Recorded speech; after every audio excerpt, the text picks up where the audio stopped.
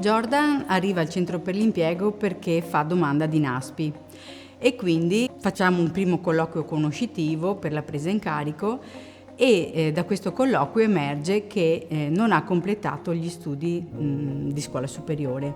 Era molto abbattuto e triste per questa cosa, perché il suo vero interesse professionale era proprio quello di svolgere il lavoro di elettricista. La mia passione per l'elettricista, cosa che ho studiato a scuola, è riemersa quando ho saputo, grazie ad Arianna, che potevo ricominciare in qualche modo a fare l'elettricista. Quindi grazie a lei mi si sono aperte delle porte che non pensavo di poter riaprire. Il mio compito qual è stato? Quello di far capire a Jordan che avrebbe potuto comunque ancora candidarsi per fare il lavoro desiderato. L'azienda si occupa appunto di impianti elettrici sia civili che industriali e aveva una certa urgenza di reperire personale. È un'azienda molto giovane e dinamica e quindi erano ben disposti ad accogliere giovani da formare.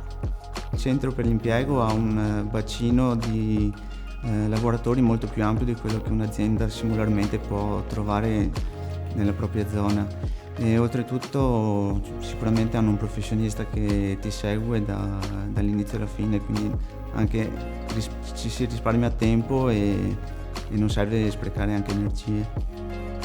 Le aziende hanno la possibilità di continuare a formare i ragazzi sul campo, completando quello che in precedenza non era stato possibile completare. Arianna mi ha seguito per i primi periodi anche per vedere come mi trovavo, se mi riuscivo ad ambientare e un po' in generale mi è stata vicina. Le competenze che ho saputo mettere in gioco per raggiungere l'obiettivo sono state sicuramente la collaborazione e condivisione con i colleghi case manager per reperire più velocemente i profili richiesti dall'azienda. Un'altra competenza è la proattività. Questa è una competenza molto importante, lo ricordiamo ai nostri utenti, ai nostri lavoratori che è necessario essere proattivi per cercare lavoro e anche noi come operatori del centro per l'impiego, alzandoci dalla sedia e andando a dialogare coi colleghi possiamo trovare delle soluzioni che magari non avevamo inizialmente immaginato.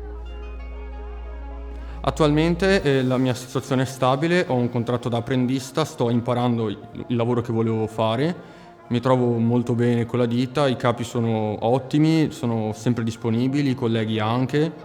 Non avendo finito la scuola, io sono dell'idea che quando avrò una base solida vorrei finire la scuola perché so che comunque avere quel foglio in mano può essermi utile magari in un futuro.